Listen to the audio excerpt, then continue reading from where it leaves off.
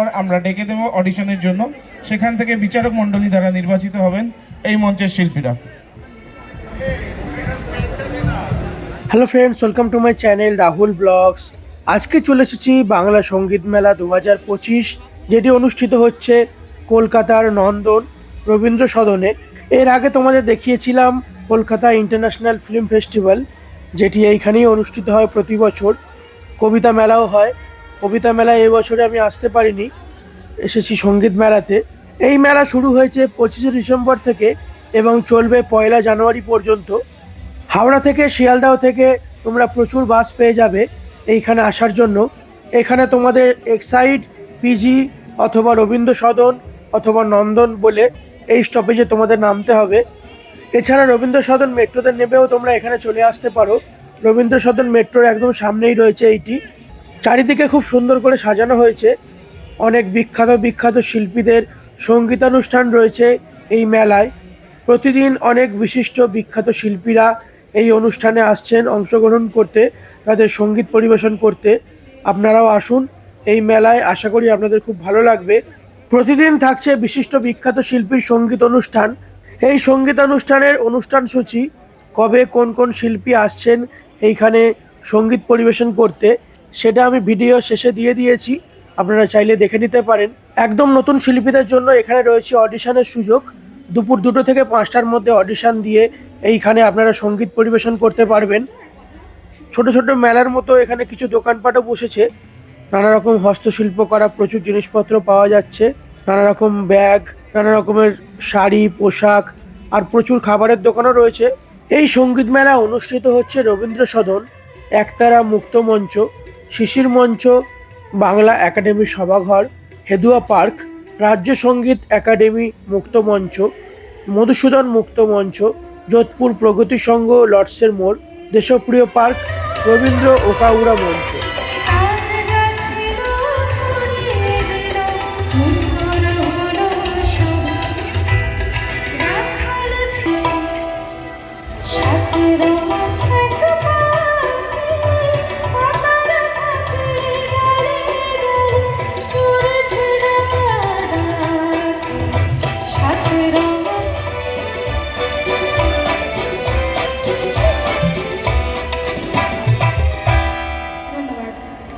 এখানে খুব সুন্দর সঙ্গীতের অনুষ্ঠান হচ্ছে।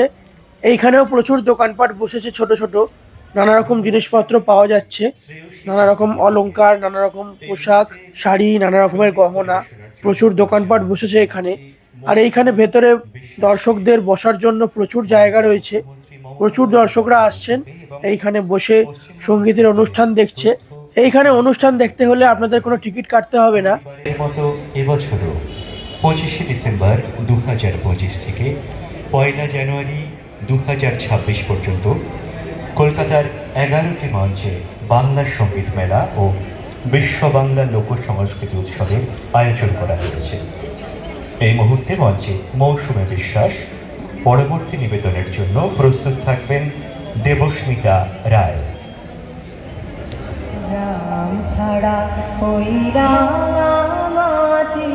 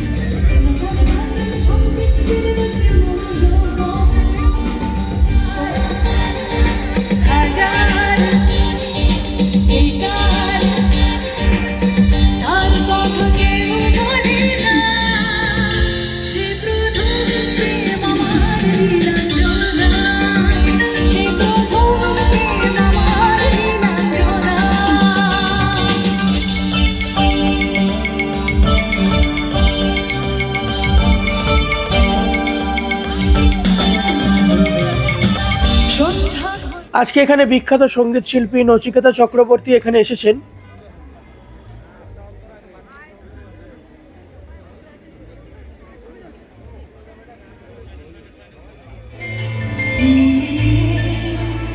জমতে থাকে পড়ে যায় দূর বিপাকে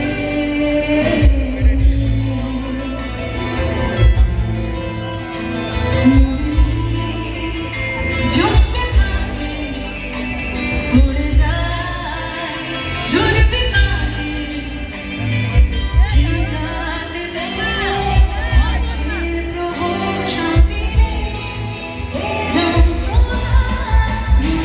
কেমনে আমি প্রেম রসিকা হব কেমনে করিমানা গাম ধরে না করিমানা গাম ধরে না মদনে প্রেম রসিকা হব কেমনে আমি প্রেম রসিকা হব কেমনে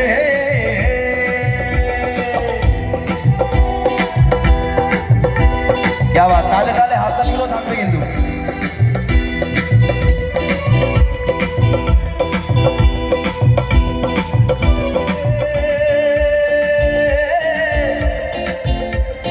তখন বাবার উরস আসে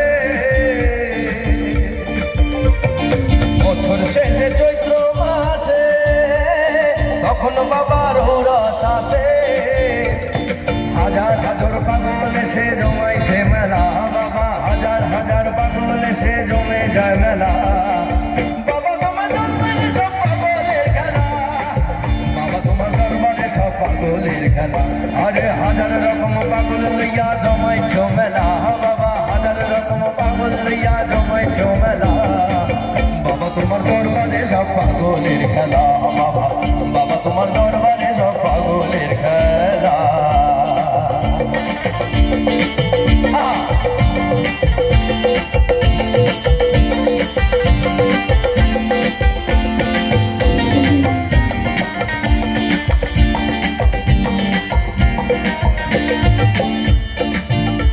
আবার অনেক রকম পাগল আছে আবুল বাসুর বাংলা দেশে আবার হাজার রকম পাগল আছে আবুল বাসুর বাংলা দেশে গোলাম নবী ইন্ডিয়াতে কইরা খেলা বাবা গোলাম নবী ইন্ডিয়াতে কইরা খেলা বাবা তোমার দরবারে সব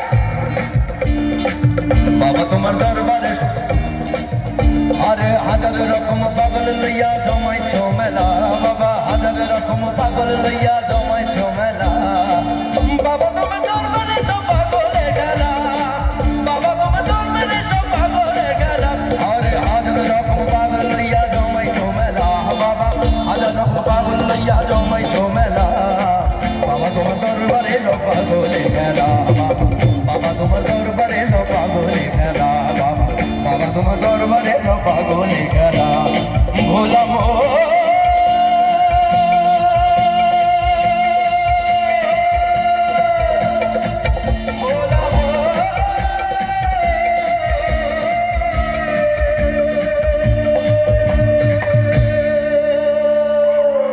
তারপর আমরা ডেকে দেবো অডিশনের জন্য, সেখান থেকে বিচারক মণ্ডলী দ্বারা নির্বাচিত হবেন এই মঞ্চের শিল্পীরা।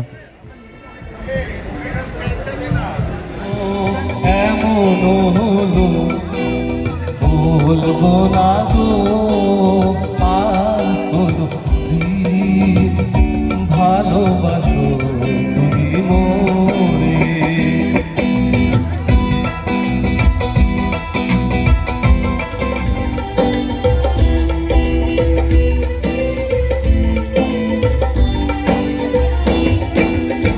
টাকা পয়সা জমিদারি পাইয়া সুন্দরী নারী করিতেছ বাহাদুরি এই দুনিয়ায় পয়সা জমিদারি পাইয়া সুন্দরী নারী করিতেছ বাহাদুরি এই দুনিয়ায় ওরে আসবে যেদিন জঙ্গা ছড়ি করতে তোমার ডিগ্রি গাড়ি আসবে যেদিন জঙ্গা ছড়ি করতে তোমার ডিগ্রি গাড়ি যার জন্য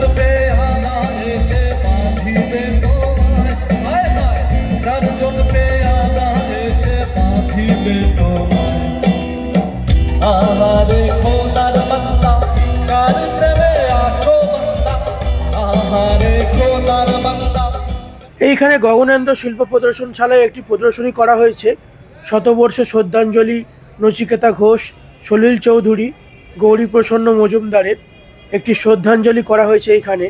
এটি রাত 9টার মধ্যে বন্ধ হয়ে যায়।